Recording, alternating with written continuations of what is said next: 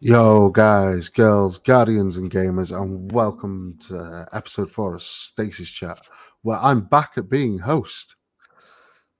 Hallelujah. I now have a voice, and I don't feel as horrible as I have done over the last few weeks. So, today I have with me the usual star of the show, BMG. Say Hello. hi. Good evening. And in the other corner, we have Sentinel Gaming. Hey, how's it going? So, let's start off with the first things first. What have you guys been playing this week? I'll start with Sentinel. This week I've been going back through and playing Sleeping Dogs again. Especially like the whole GTA leak. It kind of made me think back to some of the great sandbox games that we had. And Sleeping Dogs are just, I was just like really missing it and going back through. And then whenever you go back through and play it, especially after all these years, you realize how great of a game it was. Definitely, I think it's one of those that you go back to a game after years, you can relive the wonder if you leave it long enough. Yeah, absolutely. And the almighty BMG, what have you been playing this week? I've been on a mixture of things actually over the last few days. I started a new class in Destiny, which I just came off just before the show.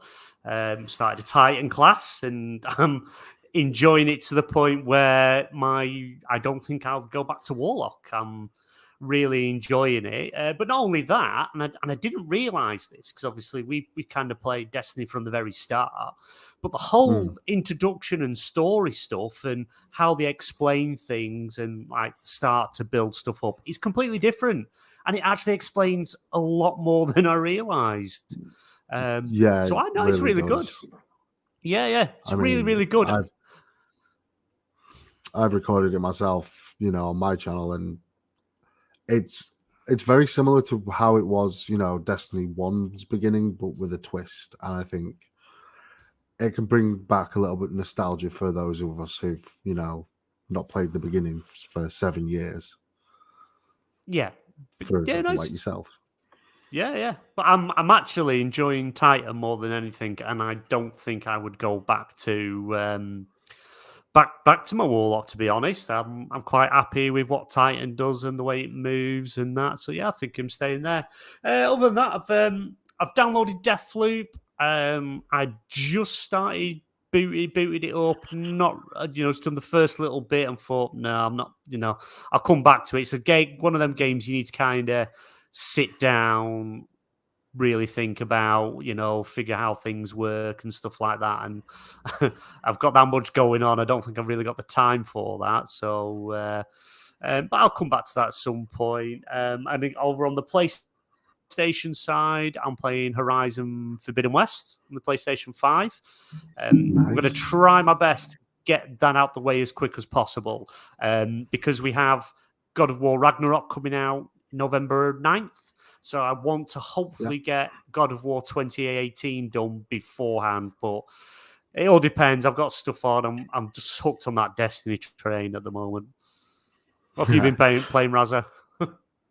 Me, personally, I've actually been playing... I've gone back quite a few years. I've gone back 25 years and started playing Fallout 1. I've played every Fallout game since Fallout 3. I've never played the original by Black Isle Studios, which... Oh, right, okay. It's a completely different experience and a lot harder.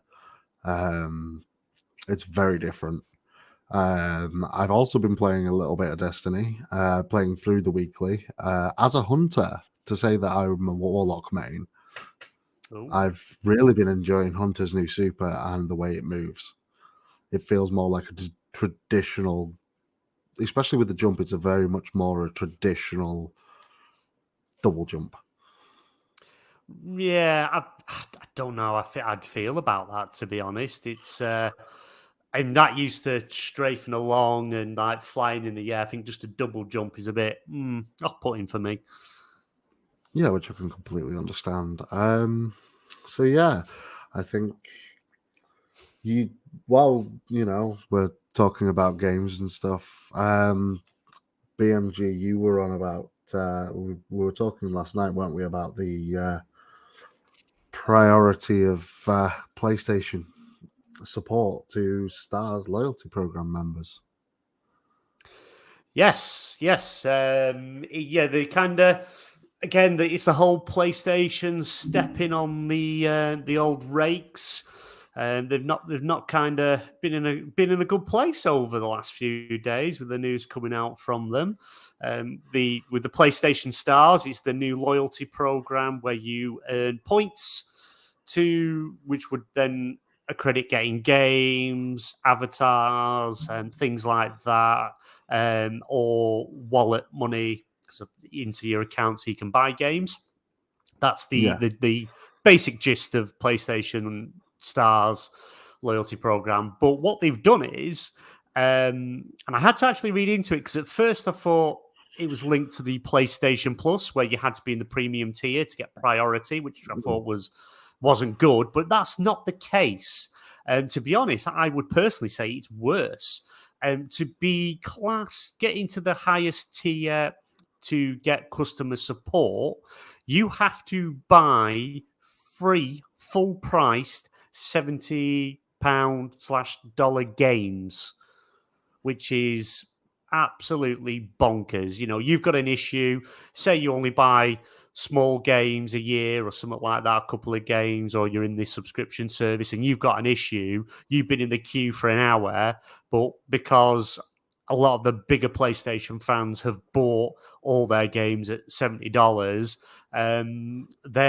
they get priority, and you're kind of still stuck in that queue. I've got a feeling things might backtrack and change, but for that to come out and leak out does not look good at all. The more money you spend with us, we will put you in a higher tier and prioritize you over someone who only buys a couple of games a year. Which, it's like, why would you do this, PlayStation? What on earth would possess you to do this? But it just seems to be everything they're doing at the moment's not very consumer friendly, because also alongside that, they've made the interior of the PlayStation 5 cheaper, smaller, and they're charging us more. Not in America. America, they're keeping it the same price because that's where their biggest, the competition is. But near enough everywhere else in the world, it's gone up a significant amount. So they're making the console cheaper, they're shipping it cheaper, but they're charging you more for it. It's crazy. It's just stepping on rake after rake. But yeah, it's very cartoonish. You could literally use a GIF of a cartoon walking over rakes over and over Definitely. again. I think part of that comes from Jim Ryan being a numbers guy.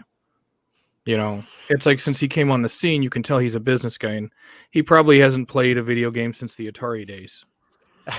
Have you seen him hold the DualSense when they were doing the showing it off for the first time?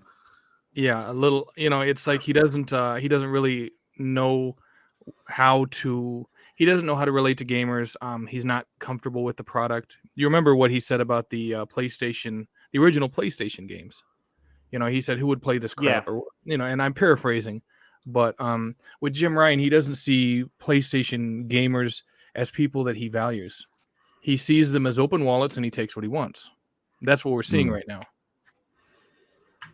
Yeah, and it's very much, very, very, very strange. I would like to start by welcoming people to the podcast. I would like to welcome Masuko, Stubbsy. Welcome to joining us, and obviously Sentinel for actually being here today. But it's Stubbs. Sorry. Stubbs is a panel member on Stasis chat. He's just taking a bit of a holiday break at the moment, because obviously people will know that he's on here. But yeah, he's having a bit of a rest. Well, it's great to see you. Yeah, The thing is, Xbox and PlayStation have gone very separate ways in terms of their marketing and not marketing. Sorry, the way their company is run. Personally, because at the head of Get Xbox, you've got Phil Spencer, who is literally a gamer through and through. Just from the things he says. Whereas Jim Ryan, it's all about the numbers. It's all about pencil pushing. From what I've seen, anyway.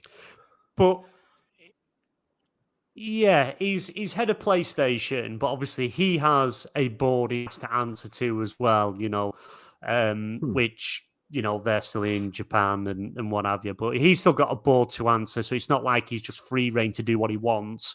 The stuff he's going to have to run past. But, he is a good businessman. He's making PlayStation a lot of money, but it's kind of getting to that point where you're at the top for so long, pretty much everything revolves around PlayStation, but now you're making these mistakes, you're giving competition chance to get a foothold higher up, The PlayStation comes out saying we're upping the price. Xbox and Nintendo comes out and says, currently, in today's climate and the cost of living, right as of now, we're not doing anything, which is a good move on their part, because generally, when one of them does something, they all tend to follow suit over a period of time. So it just seems to be one thing after another, and the whole loyalty program thing it's just ridiculous.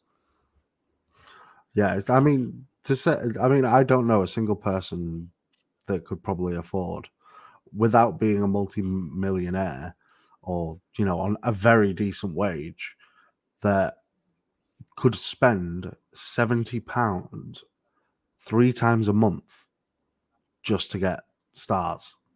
Personally, it's just to get priority of customer service.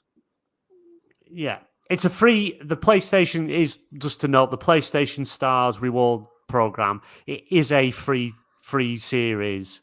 It's not a free series. It's a free program. You don't pay for it. It's just when you buy games, you subscribe to the subscription service, and you're paying full price for first party titles. That's what's putting you in higher tiers. The more you spend and the more you play, the higher you go.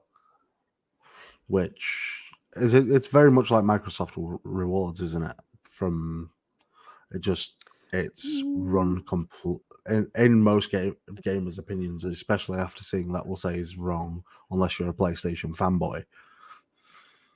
Yeah, you can. There is. Obviously, when you say it's like a bit like the Xbox do the sort of same thing. Xbox offer you many different ways to earn actual points that you can spend on pretty much anything in store. You can donate them to charity. You can enter sweepstakes. They offer so many options, so many ways to get points. Currently, I don't know what it is over in America, Sentinel, so you probably have to let us know on your side. But if you have the Xbox app, not the Game Pass app, just the Xbox app, you can get, I think it's 250, about just shy of 300 points a day, 7 days a week, just through the app. Actually, I think for us, it's a little more. I think it's 320.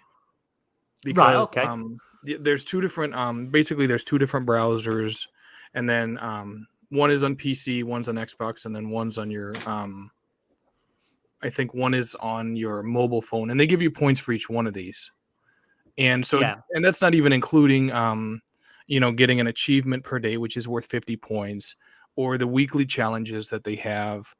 And it's like I haven't had to pay for Game Pass Ultimate for over a year because I'm using this program. Yeah, so that's the other option, isn't it? You're getting basically playing to get your subscription for free.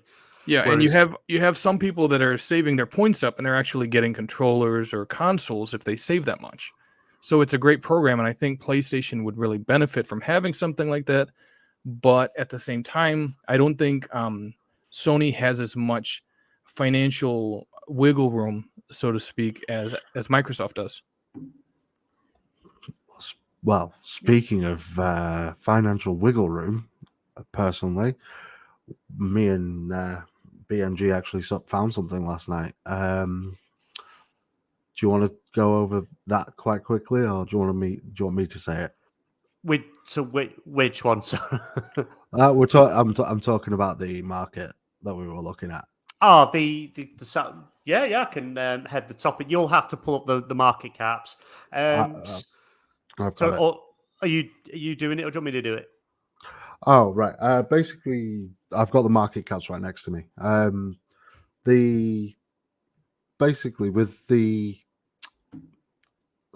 Saudi Arabia are very interested in buying. Well, it's Saudi Arabia's game investment group is actually willing to spend 13 billion to acquire a leading game publisher. That's 13 billion US dollars, and we were looking at what they could buy. Looking at the market caps, and the top one in that price group was Unity Software. Now, BMG, I think, or Sentinel, I think you know more who Unity is. I can't remember off top of my head who Unity is. Yeah. It's pretty much the whole thing is Saudi Arabia Games Investment Group. They have got 38 billion that they are going to invest in studios. Obviously, that's not actually acquiring them. That's just getting a foothold stake in. Does it give them the majority? Does it not? We don't. At this moment in time, we don't know. But they've also got they've already come out and said we're going to spend 13 billion to acquire a leading publisher. And looking at, so we had a bit of a Google, have a look around to see what the market cap was. That's around that 13 billion, because we've got to remember, even if the market cap's 13 billion, you're going to have a premium on top of that. So Yeah. you're not going to get it just because a company's 13 billion, not going to get it for 13 billion.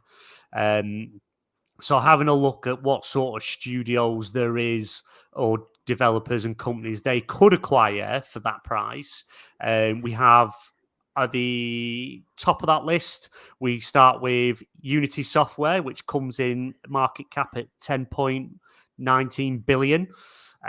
You've also Embracer Group. I didn't realize this. Embracer Group is only actually market cap is 7.33 billion. They own shitloads of studios. I thought they were up in the about 30, 40 billion, but they're not. They're quite a low price. At that price, if they've got 13 billion to spend, they could acquire the whole of Embracer. It's a bit of it's scary as that. They're getting acquired definitely after that Saints Row reboot debacle. They're getting acquired. Yeah, it could be, but could they swallow the cost? Because it's obviously they just seem to be buying all these studios, making games, and they're losing money, but they just don't seem to care. They just keep buying and buying and buying. You've kind of next on the gaming side of it, you got Konami Holdings coming in at 6.11 billion, which again is it's a possibility. It's a Japanese studio. Look at the IP that Konami hold. It's not just the game side of it. It's your pachinko machines and that sort of stuff, the spas, because they're quite into that side of it, the gambling and the day spas and things like that. So there's always that there. You've got 37 Interactive, which is 5.43 billion. Here's another surprise for you. Capcom at 5.3 billion. I was shocked to see how low. That was very surprising to say how much you think of Capcom. You look at Pac-Man, things like that. Things that are historically big in gaming. Like that's a strange one to see. I mean, next one down after Capcom, Square Enix. It is like that at 5.15 billion. And to be honest, I think Square Enix is where they're going for. It's a leading game developer. They've already come out and said we can't afford to make games on our own. They're looking for people to invest. Maybe this is where they'll invest in it instead of trying to acquire them. But they've shedded like the West Studios because obviously they didn't really care about them, and the games weren't as successful as they want. Yeah, pardon me. So it's almost like they're kind of showing the tail a bit to encourage rather investment or acquisition, because a lot of people think PlayStation would go for them, but see, there was a lot that we saw that we were very shocked by a lot. Like, BMG, what's one of your favorite games series of all time? Ubisoft with Assassin's Creed, 3.47 billion. I don't think you will see Ubisoft because they've just had a bit of a deal with Tencent, haven't they? Tencent have just bought 49.9% of the Guillemot Brothers company, which obviously is the sister main company of Ubisoft. And they've also increased the stake in the Ubisoft company. So I don't think it's going to be Ubisoft. I think you're going to be looking somewhere between Square Enix and, believe it or not, CD Projekt Red, because they're only got a worth of 2.15 billion. So it's interesting, very interesting. There's another one that was even further down than Ubisoft. Not too much further down, but Sega being only worth 3 billion was. Yeah, I think it's harder with Sega because Sega isn't just a games company. They're tied into so much more, and they're like a sister company. I can't remember the actual top part of it. I can't, without having to go searching, but I believe it's not as easy just to acquire Sega. There is more involved in that side of things, but without going and looking, I'm not 100% sure on that. But yeah, no, my think is I think it's going to be Square Enix that they're going to acquire, because 13 billion kind of says they're looking for something that's a bit of a higher value. The time you put your premium on top to pay out the board of directors and things like that, I think 13 billion in total buyout for Square Enix is beyond fair, and I don't think it'd be a problem. But that's what I think. I mean, I don't know. There are some of these that I'm literally interested on who they are, because, for example, here we have Entain. Like, we could literally, me and you, BMG, we could literally just jump on a boat and go find them. Yeah. Seeing as they're based in the Isle of Man. Yeah. So, yeah. I think I would say out of all of those, I would say they're probably going to want to acquire Square Enix because they have like the whole Final Fantasy brand that has a lot of fans. So there's going to be, it's pretty much guaranteed people are always going to be buying those games as long as they keep that level of quality. They would have to keep that level of quality, because. And they got rid of Crystal Dynamics, and they got rid of the studio that made Deus Ex. I don't remember their name. They got rid of those studios and they sold them to Embracer Group, right? Yeah. Embracer bought. It's Montreal. Yeah, Eidos Montreal. Crystal Dynamics and that. Yeah. Crystal Dynamics when Eidos Montreal. Yeah, they were sold for a very, very low price to Embracer. Yeah, it seems like a missed opportunity with Microsoft having Crystal Dynamics work on their. Crystal Dynamics is basically taking the lead on Perfect Dark, and it seems like such a missed opportunity letting Crystal Dynamics go to Embracer and letting Eidos Montreal go to Embracer. Microsoft should have picked those up. Completely agree. But obviously that all happened while the acquisition is going through with ABK, maybe, and I do believe I think it was on the Xbox too. Jez Corden, I don't know if it was last week's show or the week before. Jez Corden has said literally the entire acquisitions team are all the whole team are on this acquisition. They're not kind of moving on with anything else and other acquisitions. There'll be talks going on. Don't get me wrong. There is going to be talks, but nothing's being pursued while this is going on, and I don't think they could anyway, while trying to get this through all the regulators and also trying to then do another acquisition at the same time. I think regulators would, I don't even think they would entertain it in the slightest, if I'm honest. It's, I could be wrong. It's surprising. I don't think any of us saw this much opposition coming from PlayStation regarding this acquisition when it was first announced. I personally think that was fanboys that they've actually listened to the fanboys on that one. Yeah, it's crazy. It's like Jim Ryan is like losing his mind, like his woman is about to leave him over this. It's like Jim Ryan, it's not a divorce. It's like, okay, Call of Duty, it's still gonna be, multi-platform. It's like it's still gonna be on PlayStation. Yeah, you guys can't do the timed exclusivity for certain content, but it's like you guys have SOCOM and you're just sitting on it. And if you do it right, SOCOM would be tremendous. Yeah. But when you've got him coming out, Jim Ryan has come out and he said, we can't compete with Call of Duty. Whether that's that's full fact, or if it's just to make it look like they're going to take it away from us and we can't compete and we're going to lose competition. But, that's still not the case. Just because all it is Microsoft have offered extra 3-year deal on top of the current deal, which will run them to 2027, 2028. But that doesn't mean, because PlayStation are making it come across that after that date, Call of Duty has been taken off PlayStation. That's not the case. Phil Spencer's already come out and said the game would not be profitable to take it away from the PlayStation platform. Right. But they don't want to be tied into a deal forever or 10-year deals, because obviously we don't know how inflation's going, the state of the world, anything could happen. Do 3 years after that date, so they get to 2027, 2028. You sit down and renegotiate, because then that way, Xbox can turn around and say, or Microsoft can turn around and say, yeah, we'll keep Call of Duty on PlayStation, but you can drop the tax for crossplay. Want that gone?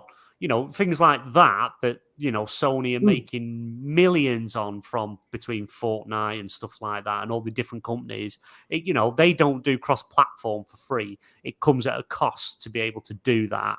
And don't get me wrong, PlayStation are not going to just say, yeah, it's okay, do what you want. They're going to fight it to the bitter end. They don't want the deal to go through. They want to be able to keep getting the exclusive side of stuff and timed content and things like that. But, I'm still confident it's going to go through. It's been, as we know, it's been submitted to the EU regulators now, which have... they gave a provisional deadline. I can't remember at the top of my head. November something. I think it's November 8th. November 8th, yeah. It's the 8th or the 3rd. It's one of those two. Yeah. November 8th, yeah. So they put the provisional date on it to give their response, which they kind of go quite in line with the CMA to a certain extent. So if the CMA has gone to phase 2, it's very much likely...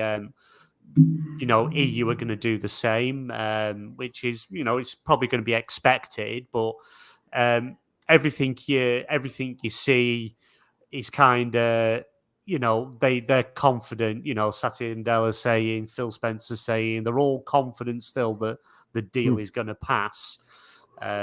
So it's a matter of wait and see, really. And the whole. Obviously, you can tie that the Jim Ryan going to Brussels thing that people are making a huge deal of. That's actually a normal thing. They invite competitors and people in the market and in the industry to come to talk, get their points of views across and how they feel it affects things. They actually do this, but because of its PlayStation and its Xbox, anytime PlayStation is saying anything against the deal or the acquisition or anything like that, it's like it's been made out that they're the only people doing it. Yeah. There's a lot of eyes on this whole situation right now, and I think that's what's getting a lot of people to criticize every move that's being made by both sides. Yeah, definitely. There's definitely a lot of eyes on it, and it's one of the biggest acquisitions of this generation, at least. Yeah, you can't deny that. Think of the IPs that Activision and Blizzard have. World of Warcraft for one. Yeah. The biggest, one of the biggest online massively MMORPGs there is. If someone says MMORPG, you instantly think of World of Warcraft. It's never mind the fact that there's COD in there. We can't describe how big this is. Yeah, but I think again, I'm still under the. Obviously, Call of Duty is a very big get anyway. It'll make Game Pass even more amazing. The IP that's just not being utilized, it's just sat there doing nothing. There's all the potentials there because at the end of the day, they could just lease a lot of this stuff out, get other studios making games for them, while having their own studios concentrating on the core things. But I think the biggest thing for it is King. It's the mobile thing. Xbox have said for a long time, even before the Bethesda deal, that they want to get more of a foothold in the mobile market, because when you're talking about reaching every gamer on the planet, you've got to think a big, huge percentage of that are mobile gamers. And if you've got one of the biggest mobile games on the planet, which is Candy Crush, that makes millions upon millions a month. It's just stupid money, hand over fist, and you can then get King, spin them off another studio, something like that, and help them develop another mobile studio with using their expertise, their structure. It's just stupid not to. And like PlayStation, they've bought a mobile studio because they've seen the writing on the wall. They bought Bungie because they know they need to get. They can see things are moving. Most games are moving to the live service side of things. You don't get me wrong. PlayStation are known for your big story-driven single-player action games. They're always amazing. You get a lot of people say they're just the same thing over again and again, but you get different experiences from all these games. I love PlayStation games. But, they see the writing on the wall. They have to adapt as well. They can see the moves Xbox are making, and they want to make moves as well. They can't move as quick as Xbox can. They can't acquire and take the hit on things as much as Xbox can, Microsoft. But, it's just they are doing things. They've started up their PC side of stuff. They bought Nix's, which ports games to PC. They bought the mobile studio so they can start making games for mobile. They've got Bungie so they can make these live service games. We're meant to be getting 10 live service games over the next 7 years. Yeah. So they are making these moves because they can see what Xbox are doing, that they need to compete. And that's what it's about. It's about competition. And when you're forcing your competition to change, to compete with the consumer benefits. Well, what's interesting about Bungie is right when they came in the door to talk to PlayStation, they had it written that, hey, we're going to stay multi-platform. We're not going exclusive. Yeah, they had it written in, didn't they? It's part of all the contracts. Well, we've not seen the contracts. We assume that it was part of a stipulation that they join the PlayStation families, that they run independent. They don't come under the PlayStation Studios banner. They completely run independent, and they stay multi-platform. But that's not to say they can't do exclusive content for PlayStation, which you would do. You own that studio. Yes, the game stay multi-platform, but you're going to want to attract people to play Destiny on the PlayStation, and the only way you can do that is having incentives to do it. That's not saying locking out content or anything like that. You're talking like skins, shaders, maybe the odd dungeon, maybe. but you're not going to get story stuff or seasonal stuff kept separate. Well, and it's like you have Insomniac that got acquired by PlayStation, and it's like you wonder if they would have come in the door and told PlayStation, "Hey, you know what? We'll be acquired by you, but we still want our games to show up on Xbox." You wonder if PlayStation would have acquired them. Yeah.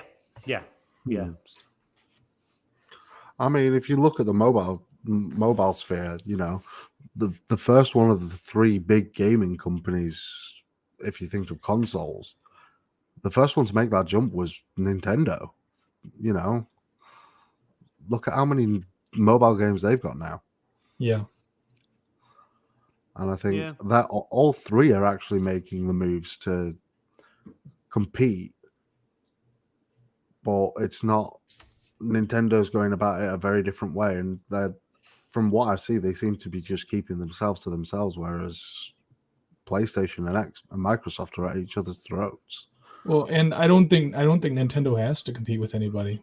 They have their IPs and they have their identity, and I don't think Xbox and PlayStation will ever beat them. That's just how it is. Like, even fanboys, they're not arguing over the things like this. Yeah. They're just not interested. They're interested in playing games and just enjoying themselves. Yep, that's exactly right. And that's what I love about. That's what a true gamer should be: is someone who only cares about the fact that things are moving in the right direction. How long have gamers been trying for cross-platform play? It took Fortnite of all things to get that. Yeah. And that came out in 2017. Yeah, it's like the whole cross-platform thing. It was Sony that was kind of holding off on it. So it took them a while to get round that. I think Fortnite was your first major one, but as it came out in the Apple Epic court case, when all the files were released and documents came to public light, that they were paying Sony millions for cross-platform. It wasn't free, and that's still the issue today. It's I don't know if Xbox charge money. I don't know. I'm assuming they don't, because they've always encouraged cross-platform and everyone played together. But I'm not overly too sure. But it's interesting. We eventually, I do believe we're going to get to a point where we'll be playing all the games you get, whether it's Sony, Xbox. You'll be able to play them on anything you want. I do believe we are going to get to that point at some point, but it's crazy times. It might not be in our lifetime, but I hope it is.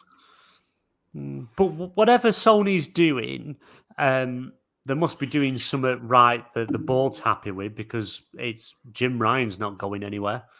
They must be happy with what he's doing and how he's doing things. Because at the end of the day, he is a businessman. He's not a gamer. He isn't a gamer. You saw the way he held the DualSense when showing it off. He's clearly never held a controller in his life before, But it's one of them. He's a businessman. He's out to make money. If he can make the console cheaper and sell it more because people keep buying it, of course you're going to do it if you're a business. It's just, I know we don't agree with some of their practices, and it just seems every time they're fumbling, Xbox make a right move. But it's just one of them. It's going to be an interesting time. I still think that the deal will clear end of next March. That's where I'm thinking. End of next March, the deal will clear, and it's still going to go through. That's my prediction. Yeah, I would like to see it go through. Personally, I would like to see WoW on bloody consoles. Yeah, I don't think you will.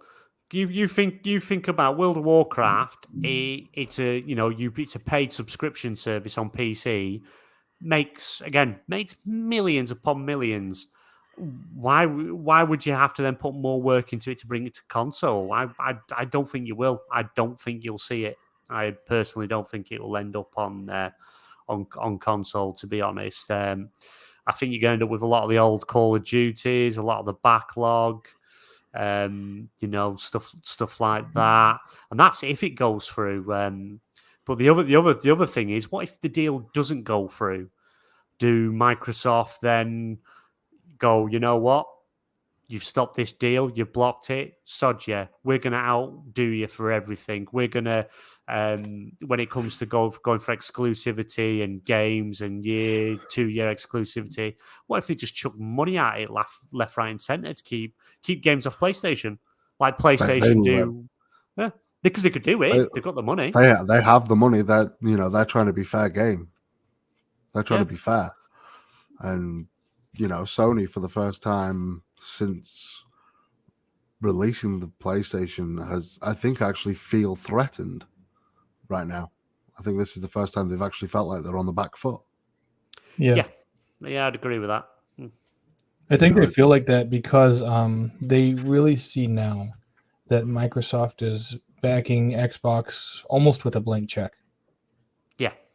And that scares them because it's like PlayStation on their best day, even if they had all the access to Sony funds, they just can't afford to compete with Microsoft's bank account. No. But I suppose a good thing. I think it was another show I was on. I sort of said that when Satya Nadella came out and made his comments that people were finding controversial. I didn't. I thought it's fair game. Why not? Let's keep stuff stirring. It's good entertainment at the end of the day. But that just also makes me feel better that the CEO of Microsoft, the guy that runs the place, is fully in on gaming. That's the important thing. That they're fully right in, happy to fight and do what they need to do to become higher up the food chain in the gaming side of stuff. Because at the moment we're fourth. Is it we fourth? And if we get ABK, we go to third. So we're still not ahead of Sony. Still not ahead of Tencent in that sense. I'm not talking market cap as in what they're worth in the gaming side of stuff. I think it would only put us in third place. Yeah. Because I think it's Tencent, Sony. Is it Nintendo, then Microsoft? No. It's. I'm looking. I'm sorry. I'm looking at the market cap itself. Sorry. Microsoft, Tencent, Sony, Activision Blizzard, NetEase, and then Nintendo. And then EA. Yeah. But it's going to be interesting. And just seeing Stubbs' comment there, if it clears, you won't see any other big publisher mergers and acquisitions. They will move to buying independent studios.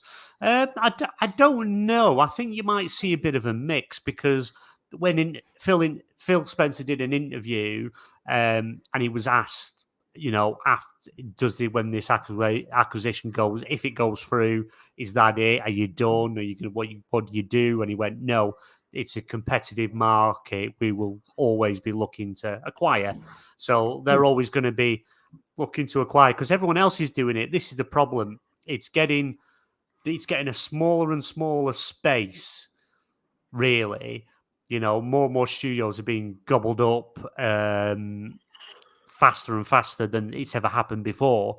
But I think a lot of companies are willing to take cash off investors or be acquired because the pandemic's just absolutely it's just devastated everything. The big worst thing that we lost so many lives, and then you've got from that you've got how it's affected businesses, companies, and from everything, every corner of the world, from making anything as simple as a refrigerator. They have chips in now that you can't get, so it's hard to get them. You go and buy, you want to buy a brand new car, you could be waiting 18 months because they can't get all the parts because there's no one to make them or they're on back order. And it's these sort of things that are delayed. And when if you're a game company and you rely on working as a team to get a game done and out, but you haven't got the resources to do it. You can't get all the team in person to do it because you can't work fully remote,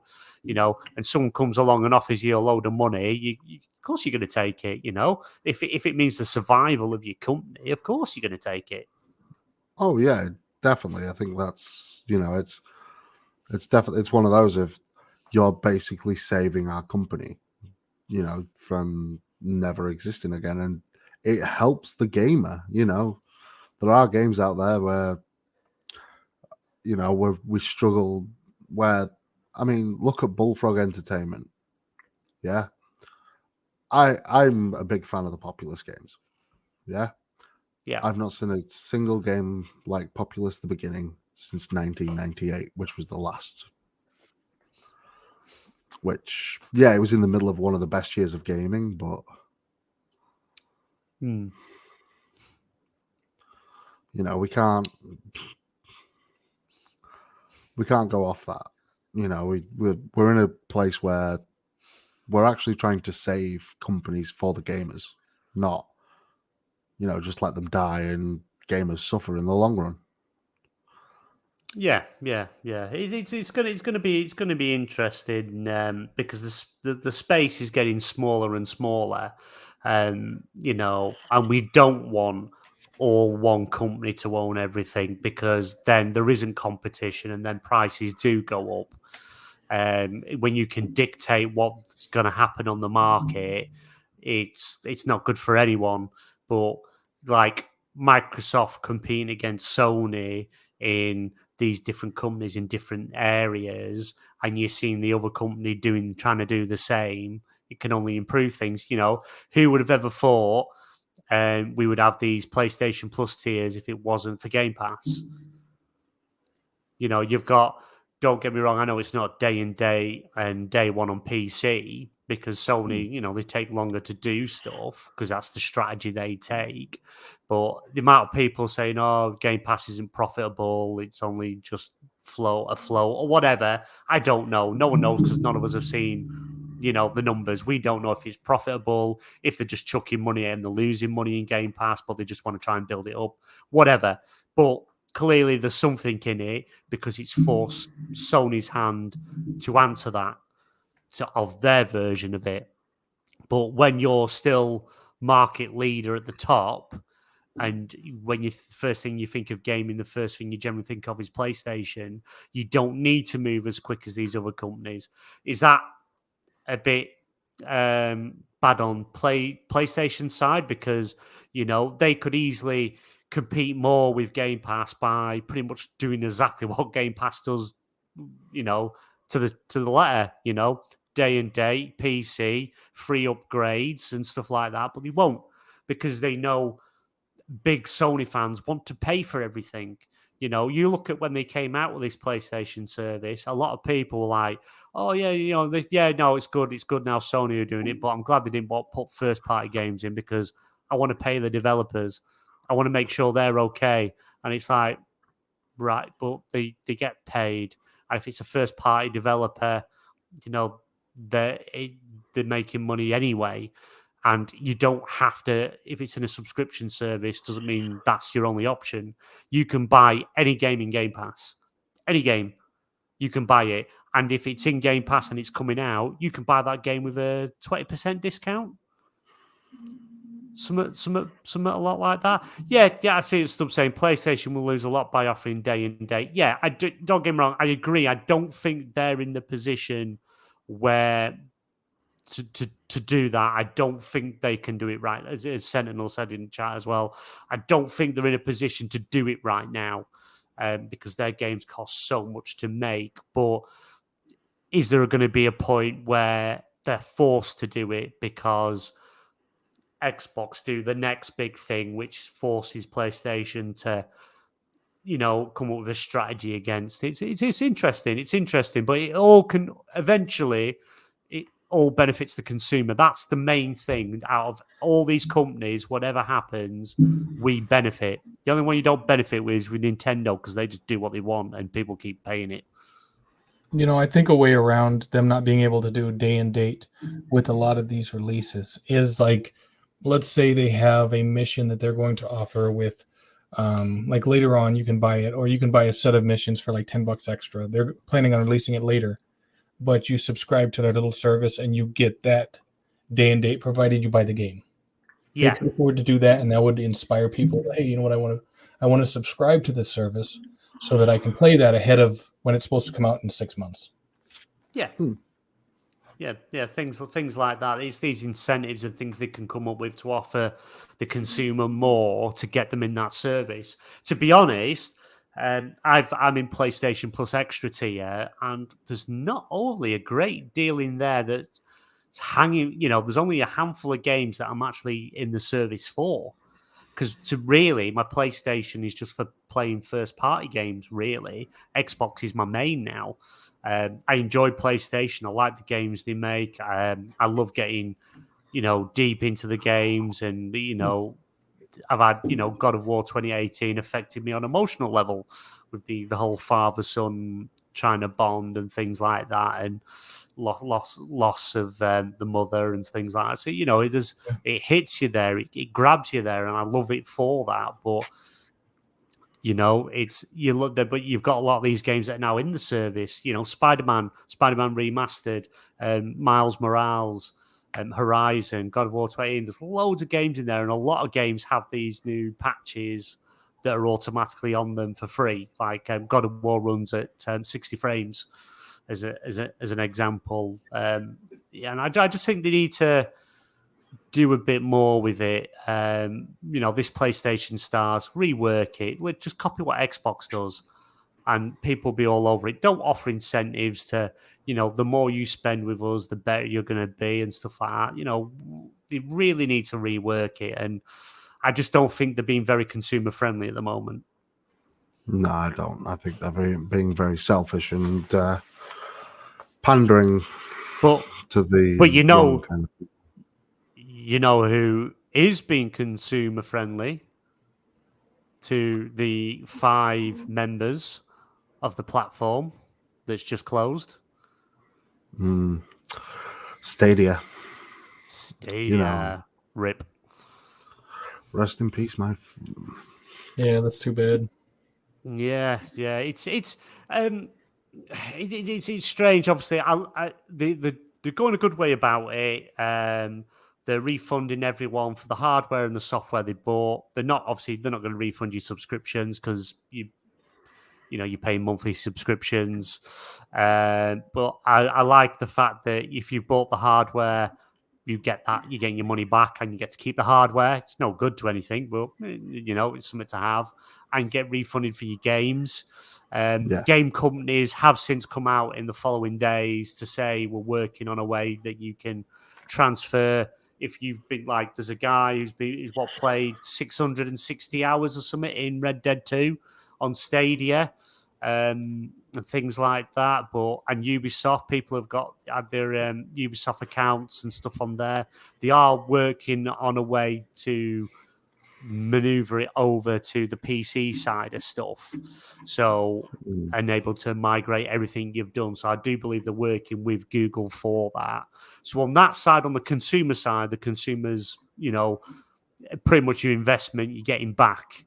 So technically, it's not cost you anything in the end. The downside to it is, developers didn't find out till they literally saw it announced. There's some developers that have come out and said, we don't even, we're still waiting on a response from our representative. We don't even know if we're getting our money. What's happening with this game? Do we get it back? Are they just scrapping it, before we released it? Things like that. And they've also, Google have turned around and said, because Microsoft have got a chokehold on the cloud service stuff, is why they didn't succeed, in so many words. But when you're offering a cloud platform, charging for the hardware, then charging a monthly fee to use the cloud, but then you have to buy your own games and add your own subscriptions on top of it, it was because it was going to fail. It was going to fail from day one. I'm surprised it lasted this long. Yeah, it was a bad business model. But it's the route they went. The technology is amazing. The technology they've got behind it is amazing, and they have come out and said they're going to use it for more internal stuff, and they're also going to lease it out to third parties. So you might even see Sony trying to get a hand in it, because that's one place they lack, is their cloud service side of stuff. In fact, I think, don't they use Azure, which is owned by Microsoft, and don't they lease that from them for their cloud-based stuff at the moment? Yeah. I'm not too sure, to be honest, on that one. I can't remember. Literally off the top of my head, I cannot remember. There's a deal. There is definitely a deal. But I don't know if it's something they've actively using now, or if they've gone a different route. But there was a deal made years ago to use Azure. I just don't know. You'd think they'll probably start looking at doing their own thing. But if they can lease Google's technology, there you go. There's a perfect solution to cloud gaming. Yeah. It's literally the perfect answer, but we can only wait and see with what happens with this, the technology there in the long run, and I don't think we'll see it. Sorry, I was coming from. I was going to say I don't think we'll be able to see that much at this end of it. I think that's going to be a lot of behind the scenes stuff. Yeah, definitely. What about you, Sentinel? What do you think? I know that Microsoft and PlayStation are working on that Azure stuff, and that they're going to want to maintain that relationship, just because by maintaining that relationship, they kind of maintain a certain level of rapport with Microsoft, because they don't want to just say, Microsoft, we're going to break our deal and we're going to go with Google.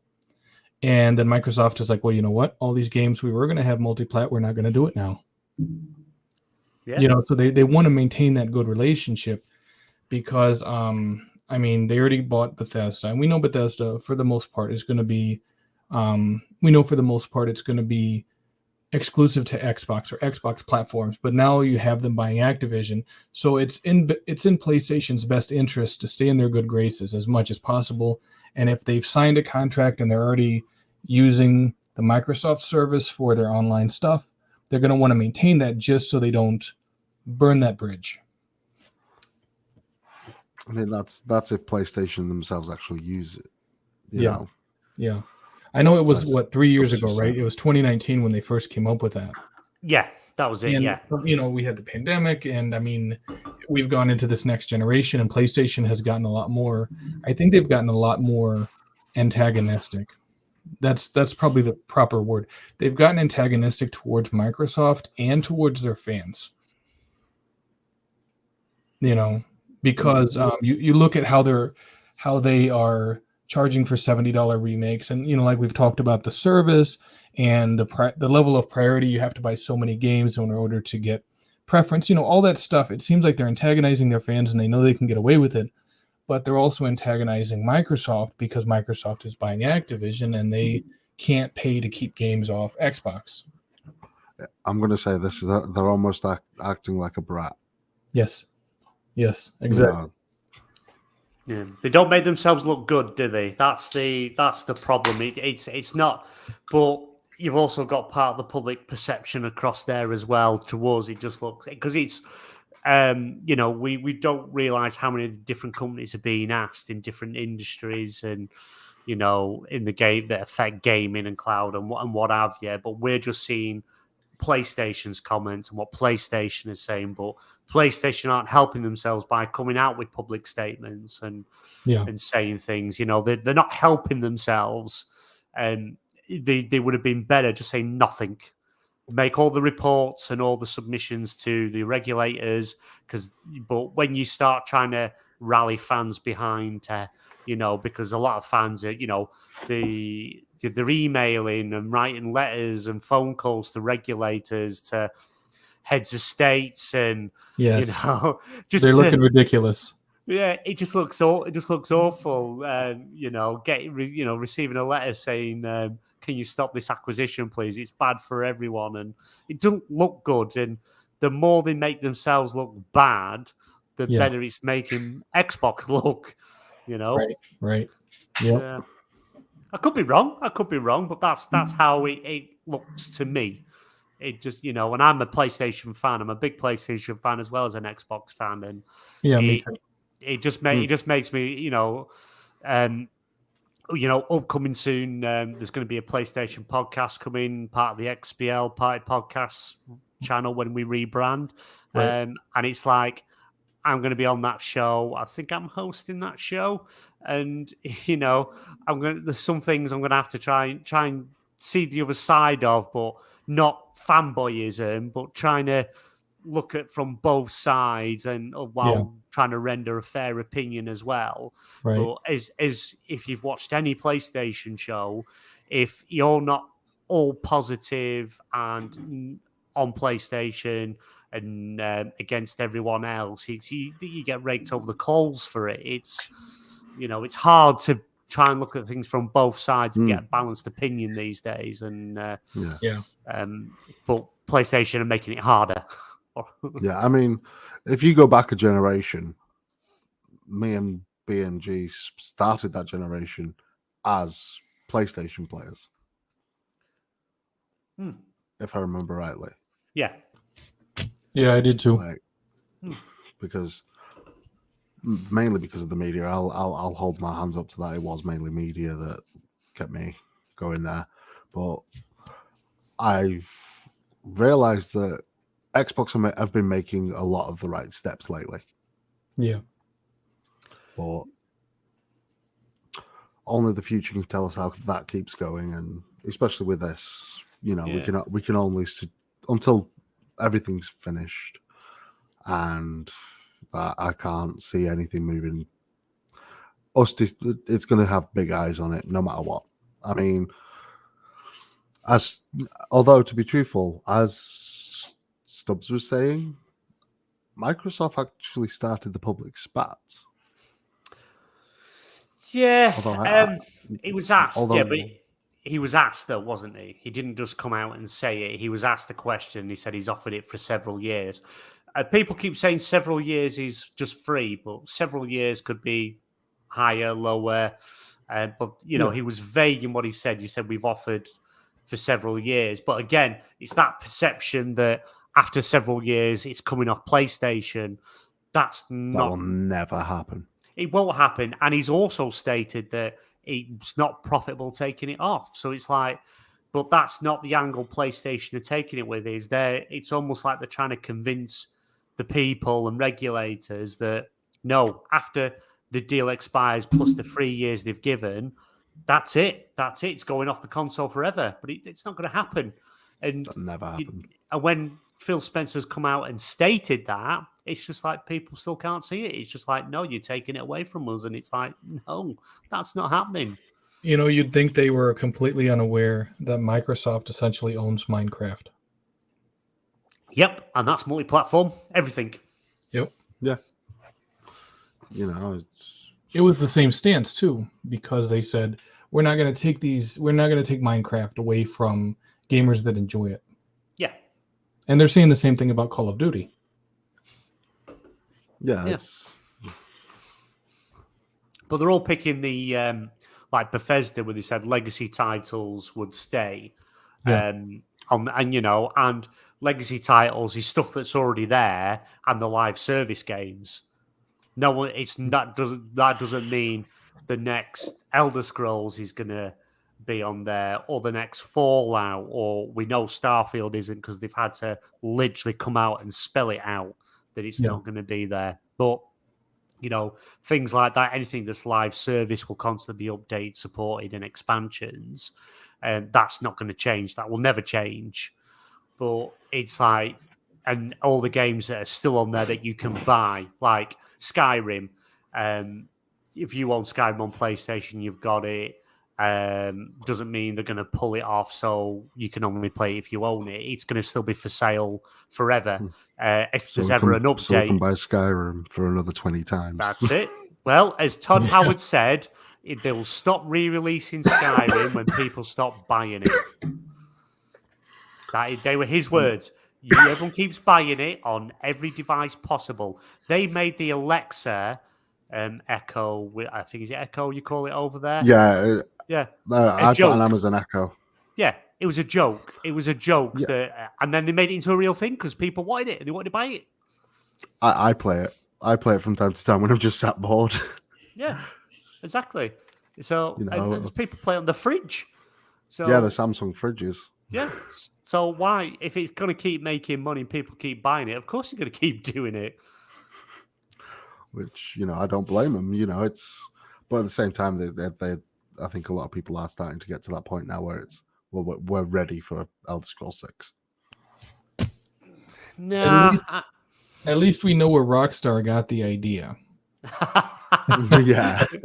Conversations with Todd Howard. Yep. Well, you know, but the thing is, the British do it better.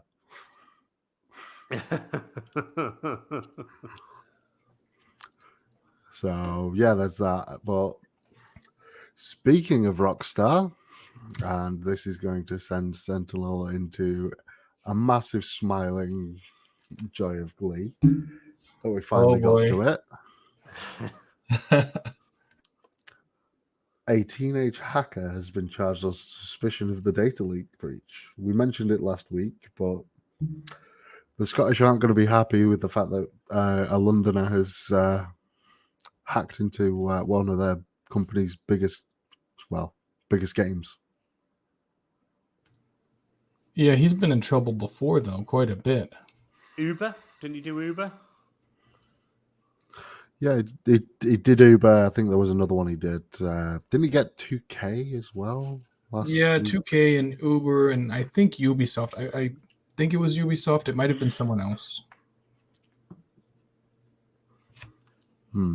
Yeah, it's one of them because I think the main, obviously what went on was it was it wasn't the way Rockstar wanted the game to come out. It wasn't the way they wanted it to be seen because obviously it's caused a lot of controversy over how the game looks, how it plays, characters, and there's so much hate being chucked on it, saying how awful it is and how bad it looks and things like that. But what we've got to remember is it's 2-year-old footage of pre-alpha footage. Is it Sentinel? Yeah, it's alpha, and it's probably pre-alpha footage. And I want to point this out about Rockstar. When in the past 25 years has any of their games been disappointing? Aside from the trilogy Grove Street Games thing, and we're not talking about that. Talking about actual games that were made brand new. Yeah. How many times have they released a game that was disappointing? They haven't. You know, I mean, some people would say, "Oh, Smuggler's Run 2 or Manhunt 2," and I'm like, "Yeah, but by that point, they were making tons of games very fast, just trying to get them out as fast as they could for the PlayStation 2." So we're not talking about that. You know, we're talking about Grand Theft Auto games. You look at Red Dead Redemption 2. Some people consider it to be one of the greatest games of all time. It's like Rockstar is like the Bruce Lee of video games. They know what they're doing. Rockstar is literally the Rockstar of gaming. That's literally that's the reason they started, because they wanted to be the rock stars. That's the reason they named it Rockstar. They wanted to be the rock stars of gaming, and they accomplished it, definitely. Yeah, you know, especially with things like. Oh, and you know what's funny though, right? Is it's a company in the UK, but they get American satire and American culture so perfectly. Very much so. And that's what, you know, it's like me being from the United States. You know, I look at their games and I look at a game like True Crime and I'm like, Rockstar got it better than an American company did. You know, because they study it. They study American culture so much and they put so much into their games. You know, so they're experts in their craft. And I think a lot of people seeing this footage, they're like, oh, it looks like crap. And I'm like, you got to look at what the footage is showing.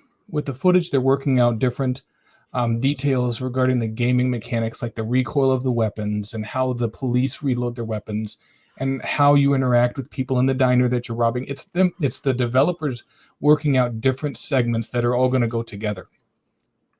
That's all it is. Yeah, it very much is. And it's all about that. You know, they're trying to be. Yeah, I mean, it wasn't meant to come out this way, but at the same time, you know, it gives people an insight into how games go together.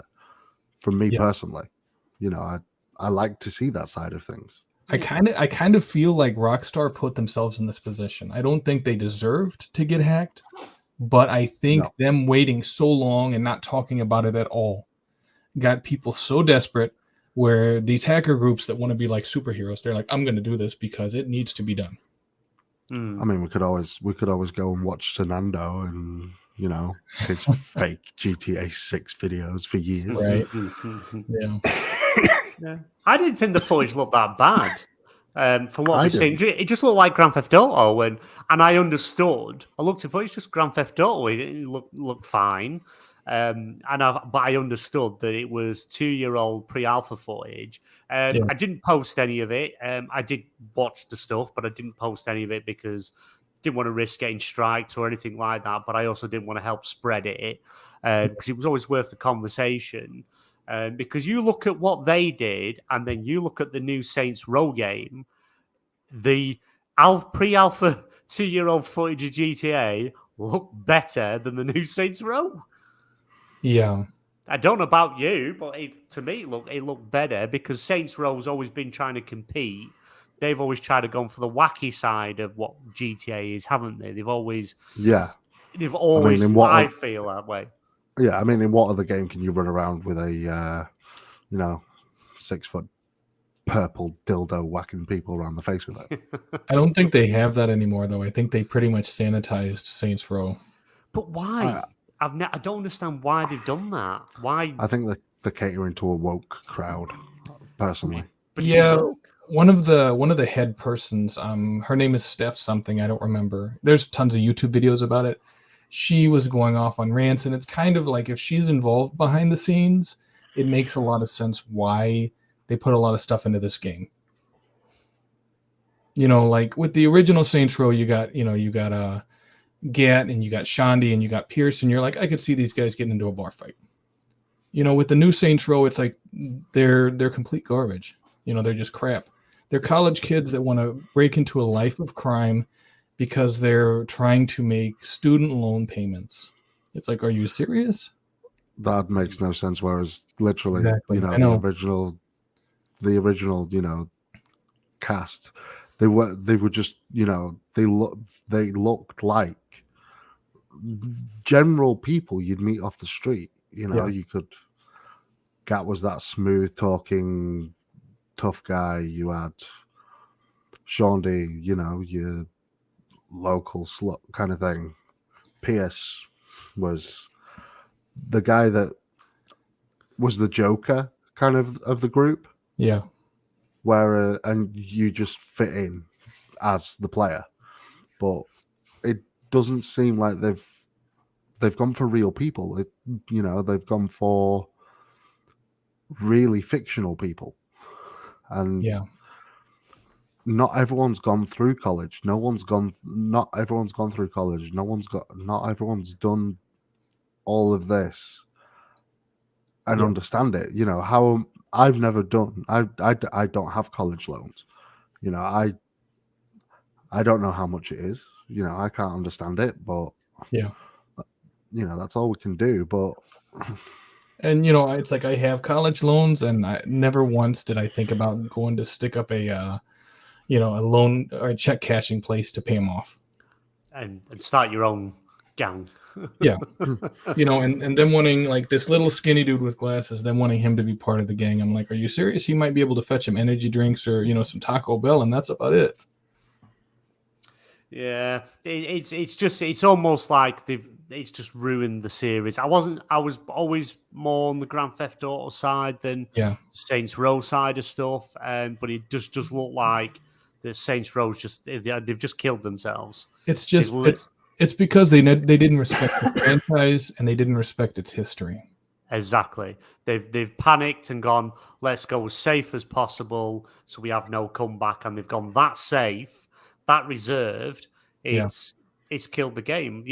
Embrace has come out and said the game didn't do well. We're not happy. You're not going to see another one again. That'll be bye Saints Row. You're clearly not what people want anymore. See you later. Maybe a relic of history. Yeah. Well, GTA respects their fans more than the Saints Row devs respect their fans. That's why I think GTA 6 is going to be fine. Yeah.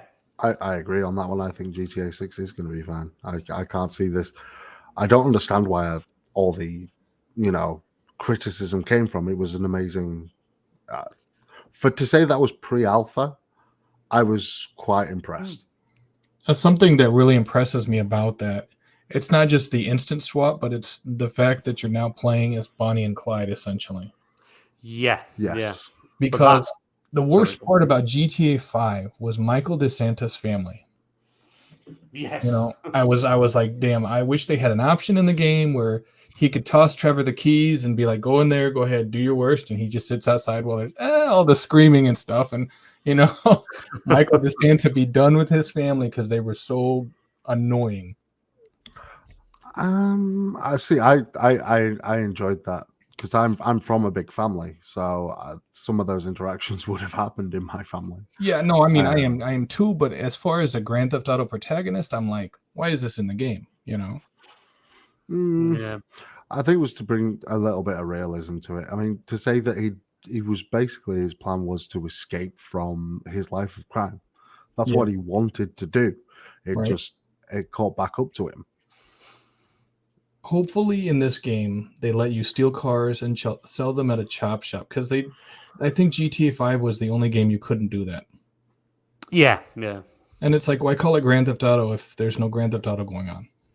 Yeah, kind of defeats the object of it, but it's one of them. GTA 5 was a good game. I didn't like having to swap between 3 characters. I would have loved it if you were just Trevor the whole time, from start to finish. Trevor was an awesome character, but I like the idea of the Bonnie and the Clyde for GTA 6. I like you're going to be able to flick between male and female character. I know a lot of people have absolutely gone crazy that there's going to be a female protagonist in Grand Theft Auto, and it's like, why? What is so wrong with having a female protagonist? Why does it have to be male centric? I mean, look at, well, for example, Syndicate, Assassin's Creed Syndicate. We've had so much. There was so much backlash about Ellie, weren't there? If I can't remember her name off the top of my head. From Last of Us? No, from Assassin's Creed Syndicate. Eva. Yeah. But even then, there wasn't light shed on it. You look at Assassin's Creed Odyssey. Cassandra is one of the best protagonists in the entire series. Cassandra, she's absolutely amazing actor. She's amazing in the story, and yet she's like all the Assassin's Creed. The female side of it is just kept behind. They don't. It's always the male protagonist that comes first, and so it works in some instances. Some games are designed for that fact, but when you're offering the option for both, you've got to make it on an equal part. What's the point? Or pick one and go with one. Go with a female protagonist. You look at Tomb Raider, Horizon, female protagonist, brilliant, perfect. It fits. It's right for the story. It wouldn't work if it was a male. I know the opposite to Tomb Raider's Uncharted, but Uncharted's like a bit like Indiana Jones. It's like a action comedy, emotional roller coaster going on. Whereas, like Tomb Raider, it's about survival, raiding tombs and stuff, and it fits. It works. But I like the idea of the whole Bonnie and the Clyde thing, and I am looking forward to when Rockstar are ready to announce it. Does this force them to do it early, get a trailer put together, an announcement, or do they just say, nah, we'll just wait? What does it force the hand at all? We know it's not going to affect development time as from what they've told us, but who knows? I don't see it doing that. I mean, one of the first things I said, and I'm not, obviously, as soon as I found out, like, the first thing I thought was, and I know I shouldn't have thought this, but not knowing fully, but it wouldn't have surprised me, to be truthful, that Rockstar would have done something like this, personally, just to seem, a little bit edgy. Like that's the whole stick. I do want to talk about the GTA 5 thing. One of the biggest negatives about the game was that we didn't have single player DLC. Now, of course, it was reported in news outlets that it was canceled, like 2014 maybe, to focus on GTA Online, which was a cash cow for them. But I know there's an individual. I'm trying to think. Goes by the name of TEZ2, I think. He's talked about it online, and he had some credibility regarding some of these leaks. And he said that Rockstar is going to put more of an emphasis on single player DLC for GTA 6, as well as DLC for, the online portion. And I know I've been monitoring the GTA 6 thing for years, and I know there were rumors before about it being codenamed GTA Americas, and that's because they want to evolve the map and they want to include new areas with time as they create them and polish them. And I think having single player DLC where you can go to a different city and you do that with over time would be a great move. It would help to bring a lot of people back that have been real critical of Rockstar over the past 10 years, because that was a big issue that it seemed like they didn't even acknowledge. But if they're going to address that with GTA 6, that's definitely a step in the right direction. I definitely agree. I think Rockstar are one of those gaming companies that, for the consumer, they make the right decisions. Yeah, personally, that they are that edgy company and always have been. Look at how much backlash they got from governments over the British government over Bully. They had to go back and edit it and change it. Yeah. Well, and I think the problem with a lot of these governments that get involved is they don't really know enough about the video game or about the company, and they make these assumptions going in, and it creates all sorts of issues that don't need to be there. It's like if they had an office for each of these government agencies or whatever, that their whole job was to play video games and understand them, then they would say, oh, this game isn't really about, a kid going around and bullying so much as it is him fighting bullies. That's exactly what it is. It's literally about fighting bullies off. Yeah. It's, we don't need more Jack Thompsons. We need more gamers in yes, to talk about stuff like exactly. that. It's something that I think we need actual gamers in that area. Stubbs. Sorry, go on. Oh no, you go first. No, I'm saying Stubbs is asking how many copies of Grand Theft Auto 5 has the panel got. I seen what was your Sentinel? PS3, PS4, Xbox One. Mine's that was it. Yep. I've had it on PS3, PS4, PS5, Xbox 360, Xbox One, and the Series X. I've had it on. Technically, Xbox One Series X. Yes, I got the Series X version. Yes, I've had it on everything. I've only had it on Xbox 360, PlayStation 4, and Xbox One. I haven't got the Series version. Oh, it's worth it. It's really, really good. I can't wait for the next remaster plus version of GTA 5 to come out before GTA 6. Even before the next generation. Yep. I know everyone gave Grove Street Games, I know that they gave them trouble, or they were pissed because of how the definitive trilogy was. But I still wish that Rockstar would let them do that for Liberty City Stories and Vice City Stories. Yeah. Cause it's like, even if Grove Street Games made it, I wouldn't care, because I just want to play those on a current console without having to, play them online or whatever. I want the original Grand Theft Auto. I remember getting the original Grand Theft Auto. I begged my parents to get me it. The original Grand Theft Auto for the PlayStation 1. I want that, GTA 2, and GTA London remastered. Keep the top-down view. I love the top-down view. Just nice, updated graphics running on new consoles. I'd love that. Because right now, the only way I can play the original Grand Theft Auto now on a PlayStation is by picking up the PlayStation Classic, where it's pre-installed. Right. Yeah, I have the discs somewhere. I know the PlayStation 2 can play them. Oh, yeah, classic game. Classic. Put in the God mode and just run around in a tank and just flatten everything while police charge it. Yeah, it was fun. Blood trails of people everywhere. Right. Yep. Oh, classic game, classic. They don't make them like that anymore. And I noticed, I think it was after Grand Theft Auto 3, they took out the Grand Theft Auto song. Do you remember the song?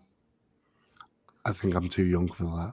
Teep, tap, turn animation, steal what you can, run from the nation. No? Oh, classic. Nope. Oh. It was the theme song. They actually had a theme song that played on the radio. Really, really catchy as you were stealing cars, being chased by about 20 police. Oh, it was fun. But I think we've covered everything, I think, right now. Is there anything anyone else wants to talk about while we're... The only thing I'd seen posted by Cobril online, Microsoft has created a new website dedicated to the acquisition of Blizzard, Activision Blizzard, and it's literally benefits of Xbox plus Activision Blizzards, and it just shows like benefits for players, benefits for game creators, benefits for the game industry.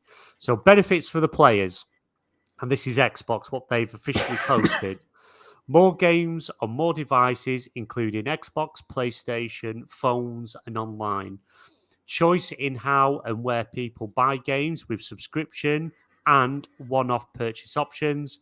For the 95% of gamers who play on phones, alternatives to gaming offerings from the dominant mobile platforms. And that ties into when we were talking about King being the key part of the deal that they really want. Benefits for game creators.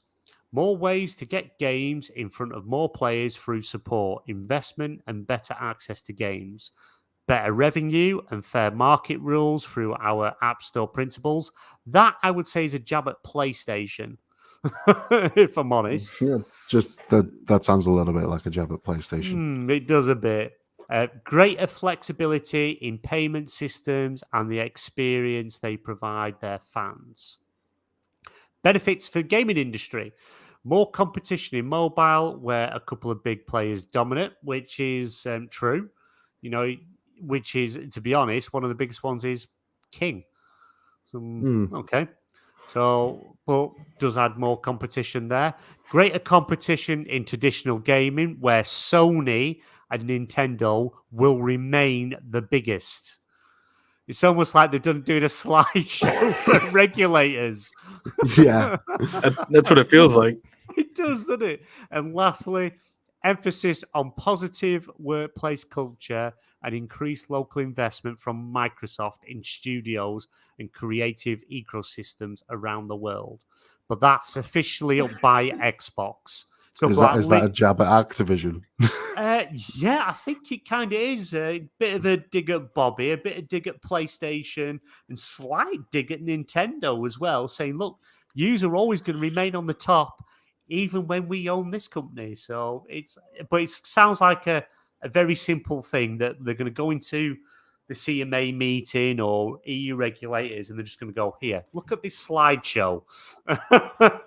See if that makes it more clear. Yeah. That's a good idea. It keeps it simple so they don't get confused. Yeah, and they need simplicity, because we've got to remember these people they're not gamers, or in a sense they're not in this industry. They rely on looking, because obviously they have to look at how it's going to affect the industry. They have to look how in the future how things could go. They've got to look at possibilities. But if things are more cleared up and more understandable and how it's going to help as well as go against, that's how they're going to base the decision. Yeah. I think the debacle a couple of years ago with EA kind of it got the wrong idea in a lot of these government individuals' heads, because EA came under fire because of the microtransactions and the loot boxes, and some of these companies or some of these countries, I'm sorry, consider that gambling, and they're like, well, you're marketing it for kids like FIFA. And so I think EA kind of gave them the wrong idea about gaming companies, and so they see Microsoft doing this and they automatically think that it's bad, that it's going to be predatory or whatever. Yeah, and this is why I say we don't need more Jack Thompsons, we need more gamers. Yeah, that actually know the situation and how it's actually going to affect the industry. Yeah, exactly. I'm sorry, I'm going to drop a name here. We need more people like Luke Steele. Luke Steele, he's on GPG.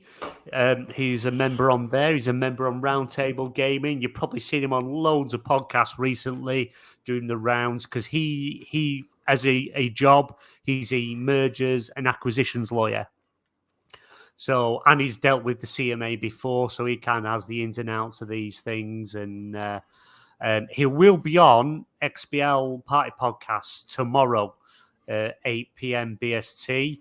And I think one of the topics we're actually touching on is the CMA leading us into phase 2, and we obviously the files and with the EU as well. So there'll be conversations on that. So highly recommend anyone to listen to the show tomorrow to get a better understanding, because this is what Luke does for a living, as well as podcasting and gaming. I'll have to look it up, because I think there's a few Luke Steeles on Twitter. Yeah, what I'll do is I'll tweet you his Twitter handle later, so you can drop him a follow. Sure, I appreciate it. So, right now, is there anything else, Sentinel? I mean, we could touch on Coalition helping 343 get Halo Infinite in good shape. Yes. Yeah, we could do that. I don't know much about that, truthfully. I think a lot of you lead away, Sentinel. Well, a lot of people outside of Xbox don't really. It's kind of like it's like the Coalition is underrated, I guess, if you want to call them that. Like, they assume that the Coalition isn't as capable as they really are. But you look at all of the Gears of War games that they've ever made have been technical powerhouses. They've been phenomenal. They've had amazing graphics, and I think Coalition getting involved with 343 is a good thing. It kind of feels like 343 wasn't really up for the job. Not necessarily that they're a bad studio, but they didn't have enough people, or the exchange of information between the bosses and the different department heads, just it wasn't working, and that's what led to a lot of these issues. And it feels like the Coalition is a well-oiled machine, and they know what they're doing, and they're able to pump out quality products with little or no issues. Yeah, I mean, me and you, BMG, we played through the entire Gear series during the first lockdown, didn't we? And those games still hold up today. Yeah. Just don't even bother with the Xbox 360 chat like we tried. Just have a laugh.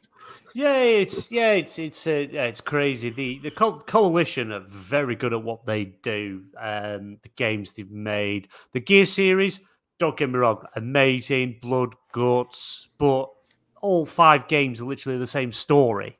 Yeah. And that I got very boring because it was literally the same game, but you played the odd different characters, but it was the same game. Yeah.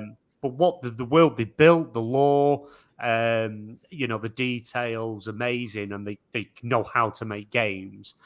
Could they do with more knowing on story wise and stuff? Yeah, they could probably do with help in that. But yeah, I could see them with Halo 343. not saying they've made the games are bad or anything like that. There's just not enough support. There's just not enough content. I like Halo. I enjoy Halo. I've played them all. The biggest thing that's been a part of every Halo is co-op. Yes. Day one, Yep. co-op. And you release your new Halo title after numerous delays, after years to come out with a new console, and you couldn't get co-op up and running. You then release a beta test for the co-op. Works brilliant. They had like 4 or 5 people. Works brilliant. Works perfect. And then they announce, oh, it's not coming out till the 8th of November. It's like, what? Yeah, it was A year. Nearly a that's year. the other thing. The Coalition, all the Gears games are co-op. Yeah. And the latest one. in terms of story, do you know what I think about the story of Gears? It's just a grittier version of Halo. Yeah. If you look at the story and the fact that it's humans versus aliens versus infected aliens. Yeah. Yeah. Yeah. But I must admit, with Halo 5, they did... Halo 5, sorry. Gears 5, they did something different. You had multiple people playing. So say you're playing it co-op. You would both experience different things the other player didn't through the story. You would see things and play bits different than the other player wouldn't see. And that I really appreciate. Because I remember when we played it, I was... I forgot the main character's name, what her name is. Can't remember her name. Caitlin? Something like that. But something like that. yeah, but spoilers for Halo 5, Gears 5. If you haven't played it by now, then where have you been? But you go into you start playing. You're at this particular point, and then you jump into the body of one of the what the bad guy's called, big guy with machine gun thing. Can't remember the name of the bad guys in Gears. Locust. Locust. You become a Locust with a big gun, and then it's like you start killing more Locusts, but I didn't know. You didn't know I was the Locust, so you started killing me and killed me. And it's like, experience different stuff like that. It's like, what? That was good. It was unexpected. It was different. It was good. It was that water cooler moment. Whereas Halo Infinite, you have pretty much an empty open world with bases, with clusters of enemies, and it's built. You can see how it's designed. It's built for co-op. They built it with co-op in mind, and it doesn't have it. Yeah. And I don't know what the Coalition's going to be able to do to help with this, because obviously we've seen the rumours, we've seen the stuff about transferring over to Unreal 5 or Unreal Engine, but that's more the certain affinity side of it, I believe. Because the guy that created the Slipstream or Slipspace engine, whichever it's called, they sacked him. The guy that created the engine, they got rid of him. Wow. So it's like, is this why they're switching over? Because they just can't understand the engine? Will they switch Infinite over?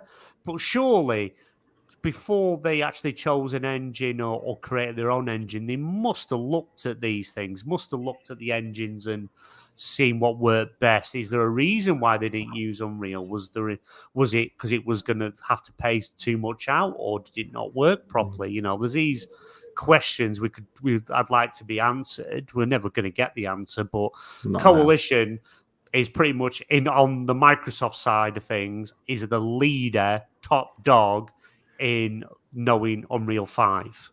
They'd help do the Matrix demo and things for Unreal and stuff. So they are the people to help do this. Well, and in addition to the Halo thing, they also have their own Gears sequel that they're working on. Yeah. And I guess they have a new game that they're working on as well. Yeah, is it like a smaller game to show off Unreal 5, I believe? I'm not sure. You know what? It's like, I know, and I want to bring this into the Coalition discussion because I know a lot of people would love to see Xbox do a superhero game. Yes. And I think if you were going to have any Xbox studio do it, it would be the Coalition, and you'd have them do a Punisher game. Oh. Because that would be crazy, because they know about gore, they know about guns, they know about action. And I think that's what you'd want to have in a Punisher game. Yeah, I didn't think of that. Yeah, good thinking. I tell you the one, I do wonder, because obviously with the acquisition with Bethesda, they acquired the id Tech engine. Why not use that? The id Tech engine is built for your FPSs, your big open, your big world FPSs and stuff. Why not switch it to that? Because it's your own engine. Well, it depends on how many of the developers who are working on this game are comfortable working with that engine. Yeah, true. Yeah. I mean, you look at when they were making, I think it was when EA was making Anthem, and they wanted them to make it. Was it Anthem or was it Mass Effect Andromeda that they wanted in the Frostbite engine? Do you remember which one it was? Mass Effect. Yeah, and the developers were like, what the hell? They're like, this engine is not optimized for this type of game. Yeah. And so it created a lot of problems. And I think that's something that a lot of people don't instinctively think about whenever they're like, oh, we're switching over to this new engine. And it's like, it's probably because A, the developers know how to work in that engine, and B, for a third-person action game or first-person, whatever you're doing, this type of engine is optimal for that type of stuff if you're trying to do all this different stuff they want to incorporate into it. Yeah. I didn't think of it from that. Good point. I didn't think of it from that. Yeah, that's a very good point. So, right. But just before we go, probably people probably noticed there's a bit of a different format this evening. Shadow Maul, our tech guy, the man that runs the show, is not with us this evening. So we're had to quick scramble round, and we're trying out StreamYard. So if it looks different, you're thinking, where's the normal graphics and stuff? It's just a one-off for the moment as a backup to use. If anybody's wondering. Yeah, we're trying new things still. It's only early days. We haven't mastered the art yet. So for now, guys, I want to thank Sentinel for being on here. Where can we find you? It's Sentinel17 on Twitter, Sentinel17 on Twitch. Let me see. I'll type it in the chat. Because it's mixing numbers and letters, so Yeah. Okay, that's Twitter. Twitch is spelled the same way. Yeah. BMG, where can we find you? Well, you can find me here at Stasis Chat. We've got at Stasis Chat on Twitter, Stasis Chat on YouTube. So please give us a follow if you like the show. Like, subscribe, share with your friends, family. We also over on Apple Podcasts, Spotify Podcasts. Thanks to our friend Stubbs getting us out on all the podcasting feeds all over. We're on Amazon Music. Amazon Music as well. So you can ask Alexa to do that for you. Oh, mine's just lit up. You can also find me over at the Xbox Party Podcast. I'm a panel member on there, and we're live there tomorrow night. If you want to go and check that out, we again at Twitter, XBL Party Podcast. We have a website, we have Patreon, also on podcast services. We are on our march to 1,000 subscribers. There's going to be a huge giveaway of games and Game Pass and stuff once we reach that. But yeah, that's where you can find me. Me, myself, and I. You can find me on YouTube as Anime Razza. Find me on Twitter at Anime Razza. You can find me on Twitch for when I'm recording videos. Same again, Anime Razza. But tomorrow on my channel, if you want to see me play Fallout 1 from 1997, I'm going live. Probably around 11 o'clock in the morning. So if you want to see some old games, check it out. So yeah, if you've enjoyed the podcast tonight, remember that hit the big thumbs up button, hit the big red button, hit that bell, and remember, as always, stay frosty. See you later, guys. Later, guys.